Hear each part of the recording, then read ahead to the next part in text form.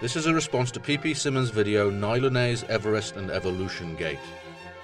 Before we proceed with the reimage, however, I did want to mention that I had also considered addressing Pastor Cal Gallup's somewhat distasteful views on the death of the late great Christopher Hitchens. However, it turned out that Meridian Frost beat me to the punch and did a fabulous job of removing Carl's testicles with surgical precision and handing them back to him on a plate. If you haven't come across this wanton and gratuitous act of ponage, I'd highly recommend you pop over to his channel and check it out. Now, getting back to the matter in hand, I have to confess to growing a little weary of addressing the seemingly unending seepage of mind-boggling stupidity and unashamed dishonesty emanating from this particular cabal of creationist cretins. I was also astounded by the sheer banality of the alleged arguments in this new freshly squeezed offering, because if anything they were even more preposterous than the jokes they proffered in their last anti-science video and that we all laughed at in Holy Hallucinations 29. Nevertheless, the fact remains that the sewage has been spilt, and since someone has to clean it up, it might as well be me. Unfortunately, and much to my regret, Pastor Gallups was for some reason conspicuously absent in this video, which means that I won't have the pleasure of introducing his anus to the business end of my fact mop this time, and also that I had to think of a name for his less than eloquent replacement. In this respect, I decided not to refer to him as PP in order to differentiate him from the rest of the slack-jawed, cranially defective simpletons at the PP Simmons channel. Instead, I settled on using the long form of the acronym and will be addressing him as Pisspants for the purposes of this rebuttal and for any other rectal misinformation reinsertion procedures I may be forced to perform on him in the future. So, Pisspants, let's not keep you waiting any longer. Why don't you get ready by dropping your pants and leaving them in the corner while we take a look at what you had to say about Nylonase. Nylonase is one of the heroes of modern evolution theorists. According to the claims, bacteria have developed the ability to digest nylon. Alright, Pisspants, 10 seconds in and I already had to stop you there. It seems that you're either attempting to insinuate that the recent appearance of the Nylonase gene is simply an unsubstantiated claim, or that, like your fellow simpleton Carl Gallups, your use of language is sloppier than the pallid gelatinous material sloshing around inside Nephilim Free's cranial cavity.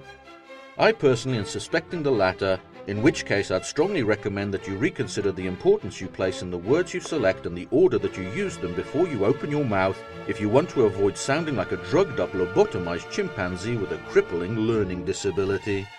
If, on the other hand, you are being deceitful rather than doltish, then I'd like to point you not only in the direction of the substantial scientific literature regarding the origins, cloning, purification and characterization of these enzymes, but also to the fact that Pridgham Barder and colleagues have also demonstrated the de novo evolution of Nylonase in the laboratory in Pseudomonas aeruginosa. In either case, Pisspants, the first 10 seconds of your video have only succeeded in providing compelling evidence that you're not going to be much of an improvement on good old Pastor Carl. But is Nylonase worthy of the exaggerated claims made to promote it as evolution observed? Nylonase is a good example of the molecular evolution of proteins, and in fact is an unusual one because of the extreme rapidity with which it arose. It's only been promoted in the way you're implying in order to respond to a very specific but spurious claim made by creationists, that is, that evolution cannot provide new information. This statement exemplifies the either deliberate or inadvertent, but in either case childishly simple-minded creationist mindset that seems to think that evolutionary theory should be provable with one or two simple pieces of evidence, and concomitantly that it can therefore also be disproved by attacking one or two pieces of evidence. In the real world, though, Pisspants, the reality of biological evolution and the veracity of the generalities of evolutionary theory are supported by an ocean of concordant cross-confirmatory evidence from dozens of fields of scientific research, and so has been proved beyond all reasonable doubt to everyone but the most demented, dim-witted idiots or deliberately ignorant religious zealots. Bacteria are asexual microorganisms that can rapidly reproduce. While it would appear that bacterial offspring are effectively a clone of the parent, this genetic homogeneity would reduce a bacterial population's ability to quickly respond to changing environments. Instead, bacteria have numerous mechanisms for introducing genetic variation into a growing population. I was a little taken aback by this sudden change of tack, Pisspants, because I'd been expecting to hear a little more about your ignorant and fatuous opinions on Nilonase when you suddenly changed the subject. We'll see where you're taking this a little later, but first allow me to explain why you and your little monkey friends at the PP Simmons channel fucked yourselves royally up the arse here in an act of quite astonishing yet hilarious self-ponage. Presumably this embarrassment came about because none of you took even a moment to think about the implications of this passage, or, perhaps more accurately, because none of you are capable of thinking at all. In order to explain, however, I need to resort to a word that I'm reluctant to use in the presence of creationists. That word is information, and the reason for my reticence is because experience has shown me that tards like you love to jump on it with all the eagerness of a Frenchman walking into a prostitutes' convention that's being held in a garlic baguette factory, and then abuse it as vigorously as a Frenchman would a prostitute with a garlic baguette. Nevertheless, I'm going to take a risk here and suggest to you that the increase in phenotypic variation elicited by the mechanisms that you refer to also constitutes an increase in the information in the population, by any twisted or dishonest definition that you or your fellow lying scumbags have or can come up with, as well as by those used by people capable of reasoned thought.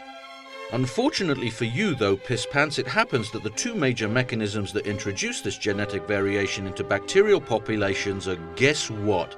Mutation and DNA recombination by transposition, both of which are random processes. Now correct me if I'm wrong, but isn't it generally the position of cretins like you that random processes cannot generate new information? That is, of course, a rhetorical question, because one of the drooling inbred simpletons at PP Simmons has already answered it in the comments section of your video, where he responded to someone pointing out that the original Nilonase mutation created 2400 bits of new information with the following tired old creationist canard. The Nilonase frameshift mutation resulted in an organism 50 times less efficient than its precursor. It wasn't a creation of new information, but rather a reorg of the old. So there we have it, Pisspants. A perfect example of what you get when your use of definitions is as fluid as an alcoholic's breakfast, because you've just demonstrated how, for creationists like you, words only mean what they need to mean at any given time to advance your dishonest argumentation. As a result, of course, filthy little liars like you are forced to sacrifice a little thing called consistency, as in this case where in one breath you're claiming that bacterial populations need to produce new phenotypic traits, while in another you pwn yourself royally by claiming that in doing so they aren't creating anything new. And by the way, your simian colleague's claim as to the resulting organism being 50 times less efficient didn't escape my notice either. Of course, the little monkey responsible didn't provide a reference for this somewhat bold assertion, but fortunately the number did ring a bell with me, so I went back and reread an old paper on the purification and kinetic characterization of Nilonase, where I found the following passage. 6-aminohexanoic acid oligomerhydrolase has a very low specific activity of only 1.05 units per mg of protein compared to other linear amide hydrolases such as aminoacylase 50 units per mg, acyl lysine deacylase 40 units per mg, and peptide glutaminase 70 units per mg. I have to say, Pisspants, that I'm becoming jaded from wading through the seemingly endless ocean of breathtaking stupidity being generated by creationists. But this one still gave me cause to pause for a moment and wonder how people as dumb as you are capable of remembering how to breathe. While it's obvious to anyone with any kind of biochemical training that Kinoshita and colleagues were specifically comparing the relative enzymatic activity of Nilonase with those of other amide hydrolyzing enzymes, it seems that you ignorant pieces of pig shit decided that this passage was referring to a 50-fold difference in organism fitness. If the cretin responsible for making this particular claim were capable of being even faintly aware of the magnitude of his fuck-wittedness, then there might be a chance that he'd feel some of the embarrassment that a normal human being would experience in showing himself up as such an unmitigated dullard in public. Of course, contemptible, oafish simpletons such as you and he seem to be incapable of exhibiting such self-awareness, and instead, in your smug, self-assured conceit, think that you can make meaningful pronouncements from your almost infinite ignorance on subjects that others have taken years to educate themselves in. So now that I've made my point, let's go on and take a look at why you decided to switch from lying about Nilonase to lying about the random generation of genetic diversity in bacterial populations. Believe it or not, these rapid changes have also been observed in people, though not exactly the same. This is the point where, if I were capable of behaving like a creationist, I would simply ignore everything else that you said and use this clip as evidence that you admit that random genetic changes in higher organisms, including man, are capable of producing evolutionarily useful selectable variation. Of course, I'm not going to do that because, firstly, my personal ethical code and academic standards won't allow me to stoop to the level of the creationist fucktard. Secondly, because I don't need to resort to lies and distortion because I have real evidence on my side. Thirdly, because I don't feel psychologically compelled to defend an intellectually indefensible belief system in order to protect my fragile psyche from the realization that it's just so much childish bullshit. And finally, because the reality of what you really mean in fact does a far better job than I ever could of highlighting how stupendously shallow your thought processes are. So with that said, let's take off our shoes and socks and take a little wade, shall we?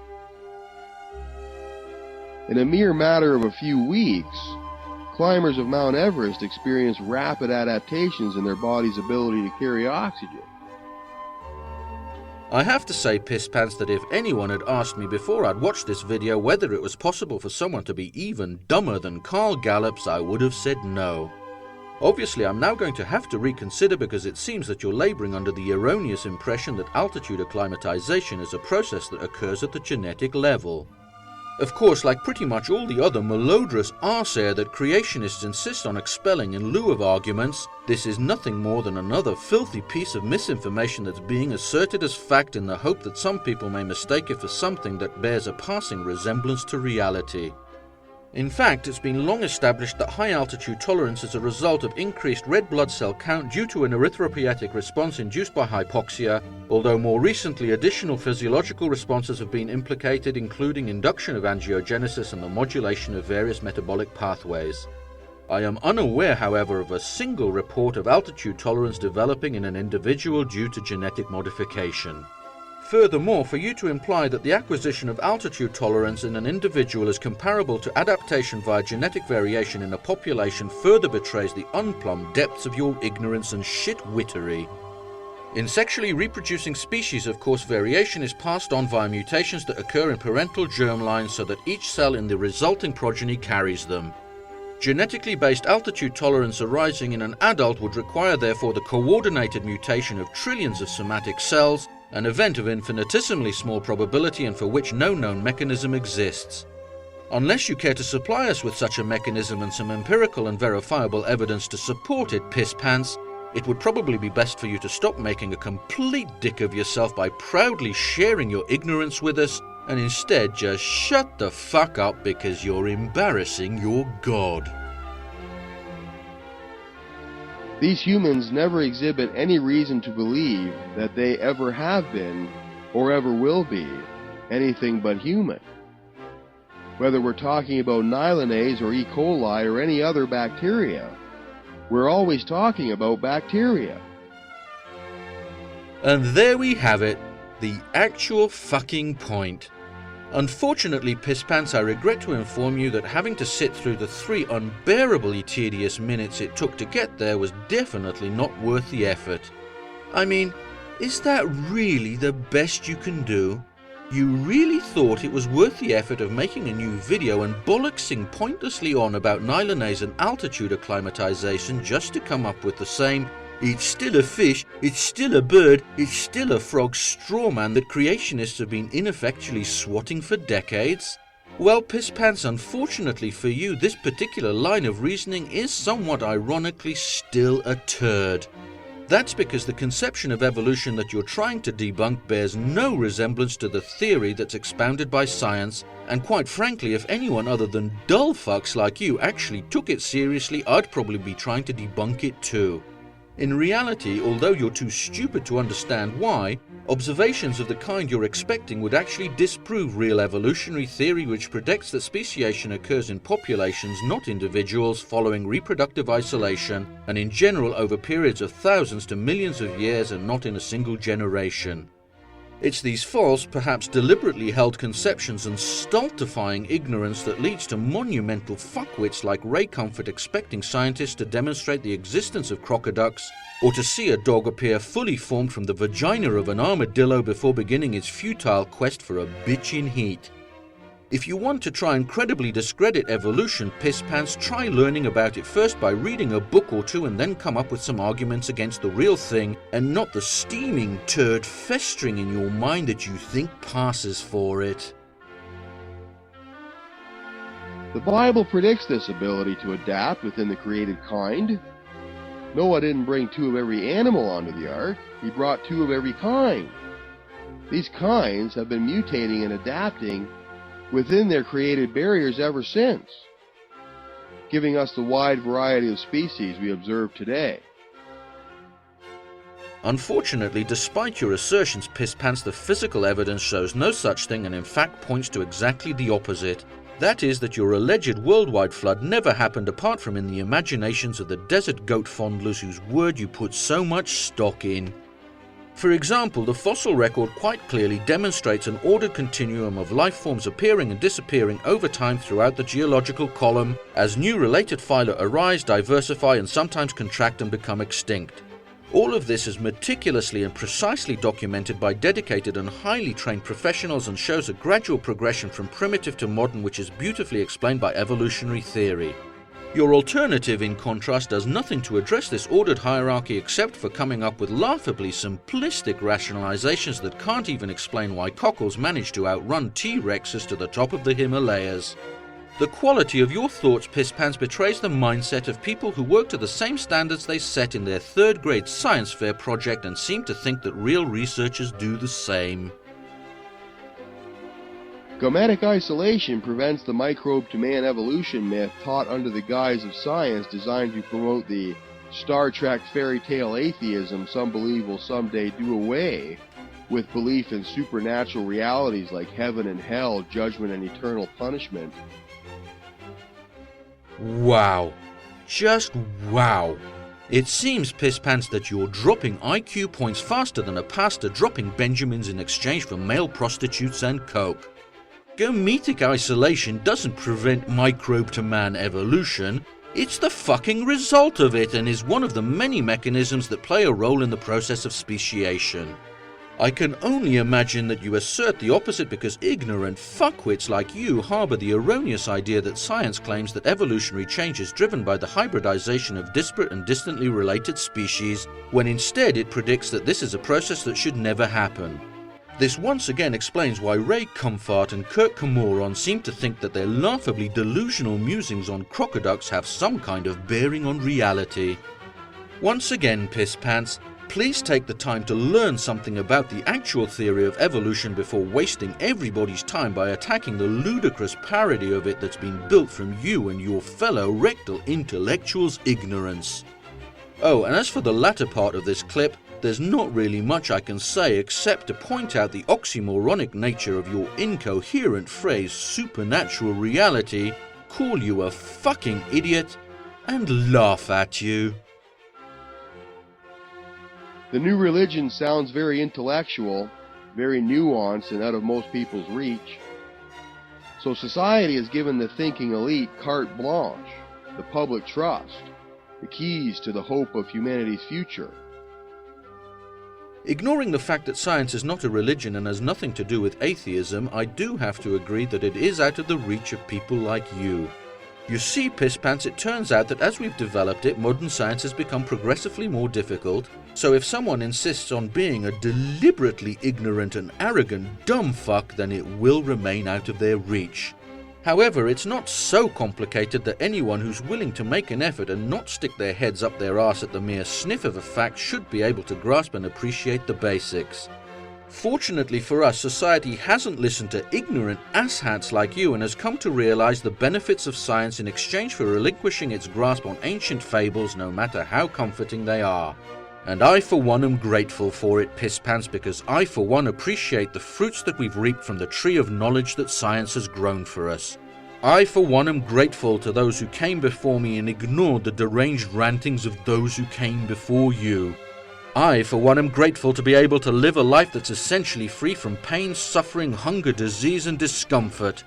I, for one, am grateful to be able to spend much of my time with my loved ones being entertained and appreciating our fleeting time on Mother Earth instead of having to spend every waking moment eking out a miserable existence in fear and ignominy. And I, for one, am grateful to live in an age where I can share in understanding at least a little of our wondrous universe instead of making up primitive and childish fables to explain it. You, on the other hand, eagerly accept the same gifts with both hands and then spit in the face and mock those who gave them to you like an ungrateful, churlish brat. You who are too stupid to even begin to appreciate the intricacy and complexity of subjects that you dismiss with an arrogant wave of your hand are beneath contempt. You are a pox on humanity, the filth on the bottom of our shoes, and the sooner we wipe that filth away, the sooner we remove the risk of you and your kind dragging us back into the Dark Ages.